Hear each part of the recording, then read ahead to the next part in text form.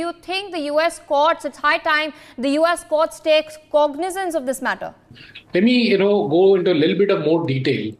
The Adani, the Hindenburg group says that they barely came out break even. They did not earn much money.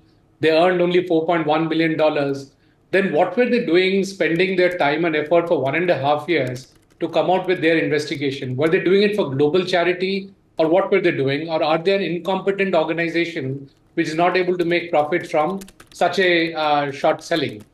And if they're not into profit making, then the question comes in that what is it that they were aiming to do?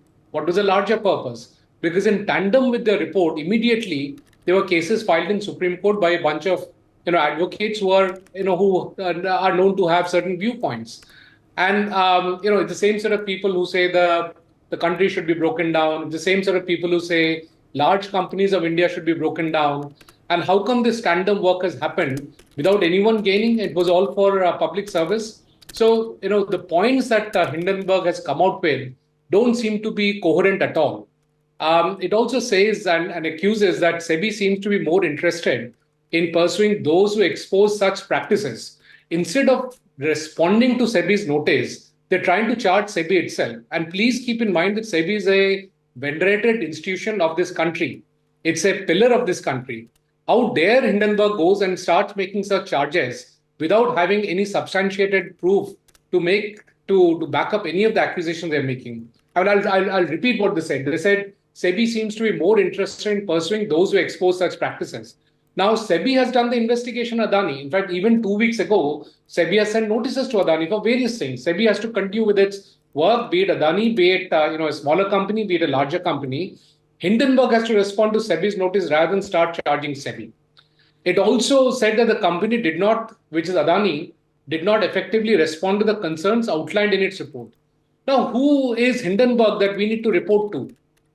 Are we supposed to be reporting to, and our company is supposed to be reporting to and laying in prostrate in front of Hindenburg, and we are supposed to respond to them? They will write whatever, and the only thing we have to do is respond to Hindenburg. Please keep in mind that Hindenburg's report led to $150 billion getting wiped out, and it took us 1.5 years for Adani to come back to its original valuation, which means for 1.5 years, we could not make the investments that India needs.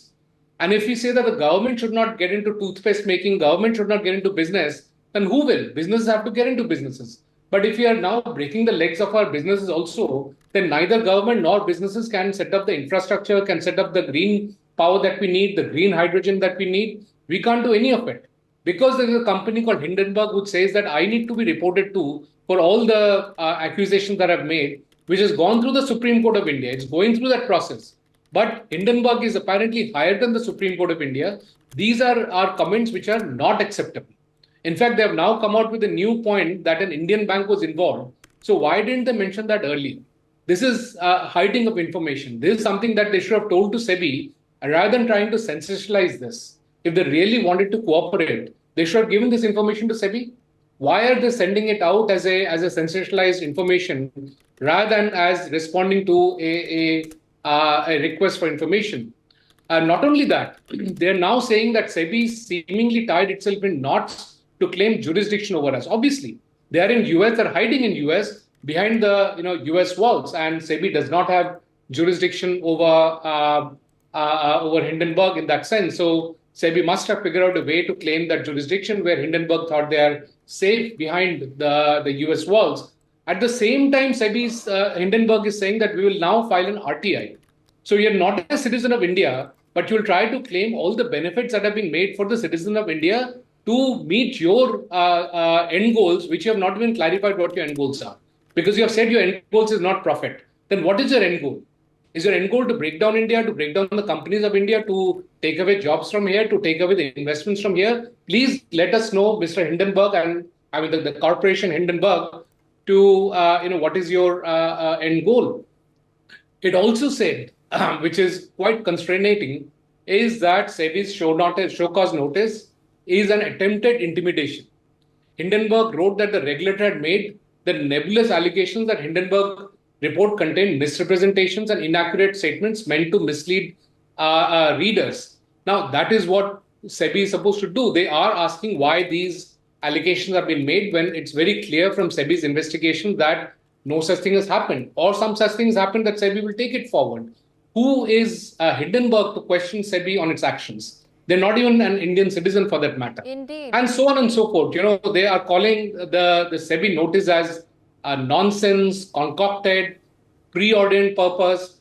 Please answer to the notice rather than making these, press releases, which are just full of words. Absolutely, somebody must, bring Hindenburg to book.